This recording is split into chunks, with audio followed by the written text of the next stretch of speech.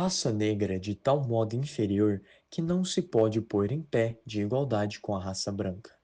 A civilização é obra da raça branca, e as demais raças devem aceitar essa superioridade como fato natural. E o cruzamento das raças, principalmente entre brancos e negros, só traz desgenerência. É preciso evitar a mestiçagem a todo custo. São trechos que encontramos na obra O Presidente Negro, de Monteiro Lobato, publicada em 1926.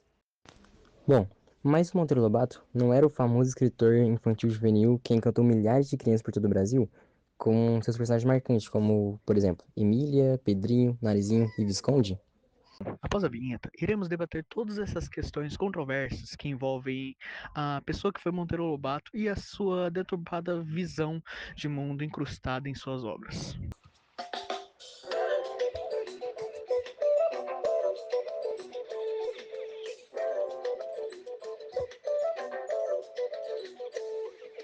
Marmelada de banana, bananada de goiaba, goiabada de marmelo. Se tudo pica-pau amarelo, se tudo pica-pau Bom dia, amarelo. boa tarde, boa noite e olá a todos. Sou eu, José do Segundo Info, e venho aqui com os camaradas Kalel, Yamada e Leone, também do Segundo Info, conversar sobre a polêmica figura de Lobato. Isso aí, prazer, sou o Kalel. Oi, prazer. Eu sou o Leone. Muito prazer, eu sou Yamada.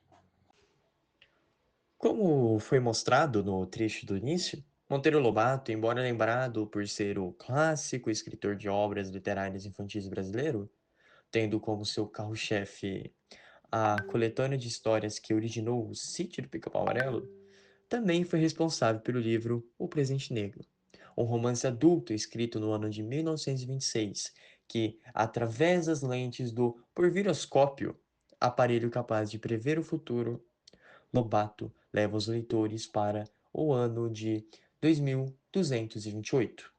Ano esse que o personagem norte-americano Jim Roy, um negro, concorre à presidência. A história aborda temas como a segregação racial, a aculturação, feminismo e ainda profetiza o surgimento de uma rede pela qual as pessoas se comunicariam e trabalhariam à distância, como home office, semelhante ao que hoje a gente chama de internet. Ela foi publicada visando o mercado internacional literário dos Estados Unidos, mas não foi amplamente aceita pela população norte-americana nem brasileira por conter ideais ofensivos e racistas até demais para sua época.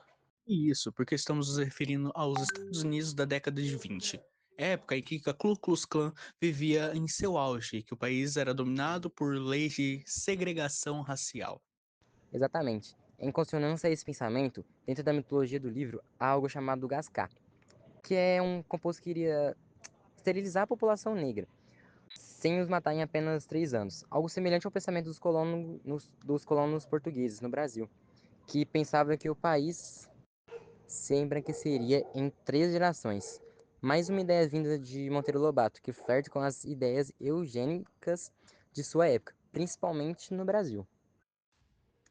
E vale constar que tinha como amigo Renato Ferrasquel, fundador da Sociedade Eugênica de São Paulo. Além de ser amigo íntimo de Renato, Lobato se referia a outras pessoas negras de maneira duvidosa, tanto na vida real quanto em suas obras. Como quando ele descreve Machado de Assis da seguinte forma, abre aspas, Joaquim Maria Machado de Assis, um pardinho. Era com este nome que as orgulhosas marionetes de tez branca denominavam pejorativamente os filhotes das marionetes de pele pigmentada. Joaquim Maria veio ao mundo misturado, e pobre, paupérrimo, humilho, um zero, o mais absoluto dos zeros. Perfeito nada social, mas receber a marca divina, iria subir sempre. Ou quando refere-se a tia Anastácia desse modo no livro As Aventuras de Pedrinho. Abre aspas. Tia Anastácia, esquecida do atavismo de sua raça, teve um de seus chiliques de preta medrosas e trepou no candeeiro. Bom, embora haja muitas evidências de que Monteiro Lobato era racista, sempre entra em debate a questão de que talvez ele só esteja retratando a sociedade de uma maneira mais condizente com a realidade da época, assim como era no naturalismo. De fato, é algo a se colocar na balança. Não só isso, como o fato dele manter uma boa relação com os outros contemporâneos de sua época. Como, por exemplo, o Lima Barreto, que foi um escritor pré-modernista que durante esse período foi muito criticado apenas por ser negro.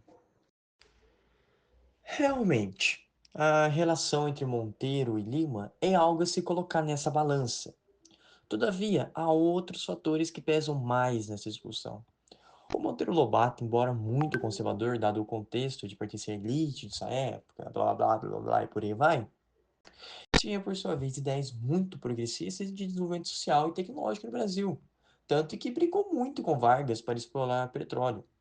Enfim, isso não veio ao caso. A questão é que ele não escrevia o que pensava despretensiosamente. Afinal, ele era um jornalista, né? Por exemplo, ó, em sua obra Urupês, Lobato nos apresenta o personagem de Ecatatu, que mesmo tendo um tom satírico, criticava a forma como o Estado tratava o brasileiro, os abandonando no campo, e não incentivando a buscar empregos nas grandes cidades. Porque o Brasil daquela época desincentivava a industrialização, tanto por pressão dos cafeicultores, né? Por isso, acho plausível julgar que as suas obras tinham um caráter crítico. Ele não escrevia nada à toa. E quando eu digo isso, isso não é necessariamente positivo. Embora existam personagens como Emília, que incentivava a busca pelo conhecimento pelas crianças, né? Que é um feito que cai na conta do tio Lobato. Todos os fatores sociais que o cercam corroboram para a ideia de que o presente negro não era apenas ficção. Isso é algo que o Monteiro Lobato fielmente acreditava. Como mencionei, ele era amigo do fundador da Sociedade Higiênica Brasileira. É, seria coincidência demais ele buscar o mercado dos Estados Unidos, que, como foi comentado anteriormente, vivia um momento de extrema segregação racial. Tipo, ele ia lançar um livro extremamente com um teor racista à toa lá, sabe? É coincidência demais pensar isso. É... Por isso não acho que ele queria apenas emplacar na literatura internacional, sabe? Logicamente, ele sabia que lá teria mais mercado. Ele sabia, né, quer dizer, ele não sabia, ele pensava que se ele publicasse nos Estados Unidos esse livro, a obra ganharia mais prestígio e tal. E foi um pensamento ingênuo, porque, né, como dito, não foi nem bem aceito lá. Além de tudo isso, diferente de outros autores que também são açoitados por partilharem de valores negativos, mas comuns em sua época, como Howard Phillips Lovecraft, conhecido como pai do subgênero de terror, horror cósmico, que os ideais deturbados que ele tinha, tanto xenofóbicos quanto racistas, foram meio que fundamentais para o desenvolvimento de suas obras.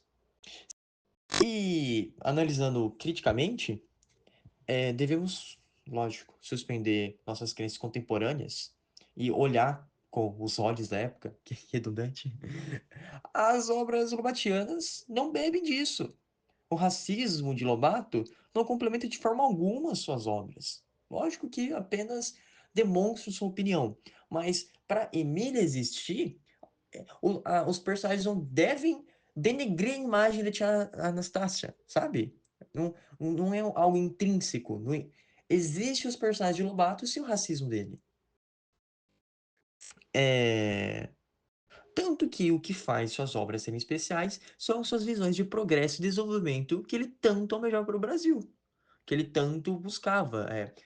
Como eu falei, a Emília ser uma criança questionadora, um pouco atentada e tal. Tipo, as crianças que viviam isso na época se espelhavam nisso.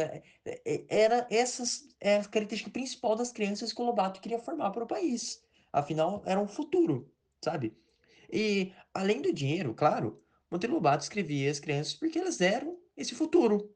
Ele acreditava que a visão que ele tinha poderia influenciá-la de maneira positiva. E entrando nesse tópico, a gente vai em mais um debate, né, para essa discussão. Porque a gente sabe que, mesmo sendo amplamente aceito o fato do racismo ser uma ideia errada, infundada e ultrapassada, o Brasil hoje ainda vive um cenário em que o racismo é praticado. Bom, beleza. Você tocou um assunto interessante até. Monteiro Lobato provavelmente foi o primeiro contato com a literatura de muitas crianças que já cresceram, se tornaram pais que tiveram seus filhos e repetiram os ensinamentos repassados. Logo, não diria que é um absurdo dizer que Monteiro Lobato compartilha seu racismo em suas obras. Ele pode ter contribuído para uma sociedade brasileira mais racista, assim por dizer. Bom, isso me gera uma pergunta. Se é possível concluir que as obras de Monteiro Lobato são racistas, por que mantê-las nas escolas ou sequer estudá-las? Dá para tirar algo disso? Uma ótima pergunta mesmo. Olha, respondendo essa pergunta, acho que podemos encerrar essa discussão. Obras de Lobato, como O Presidente Negro, por exemplo, provavelmente não são encontradas no ambiente escolar, exceto em meninos universitários voltados para a literatura.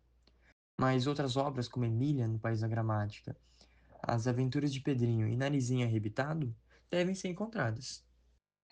Que, embora, sim, essas obras ainda expressam as ideias racistas de Lobato nos pequenos detalhes, alguns nem tão pequenos assim, tipo o modo em que os personagens negros, que são bem presentes em suas obras, são retratados em relação aos personagens brancos. Exemplo disso, Tia Anastácia e Dona Benta, né? Que a Tia Anastácia é a mulher negra que servia a casa de uma família branca. Também que era a mulher que tinha os conhecimentos populares das crendices. Enquanto a Dona Benta, que era a representava o líder dessa família branca, havia o conhecimento formal, sabe? É, e isso não era falta de repertório. Monteiro Lobato era um intelectual. Ele conhecia intelectuais negros como o Lima Barreto e com certeza leu Machado de Assis. Então não foi falta de repertório na hora de escrever seus textos. Ele deveria ter o conhecimento. Talvez ele até tinha, mas ele julgava errado. E, bom, não há nada que se fazer quanto a isso. As obras infantis lobatianas ainda carregam relevância literária, mas precisam ser estudadas com cuidado quando levadas às crianças. Elas devem gerar debates como esse que está sendo feito e reflexão. Até mesmo o presente negro, em contextos em que haja mais maturidade, pode ser usado como ferramenta de estudo e reflexão. Mas nunca deve haver normalização dos atos racistas narrados nessas obras. Talvez, como foi mencionado por Leone, Lobato contribuiu com o racismo estrutural que existe no Brasil. Mas, novamente, cabe a nós tirarmos proveitos positivos dessa herança intelectual que nos foi deixada pela complexa, polêmica e ilustre figura que foi Monteiro Lobato. Afinal, essas obras existem e censurá-las e simplesmente fechar os olhos para um problema como o racismo no Brasil não vai fazê-lo simplesmente deixar de existir, porque ele, diferente do sarampo, ainda é uma doença que não foi erradicada.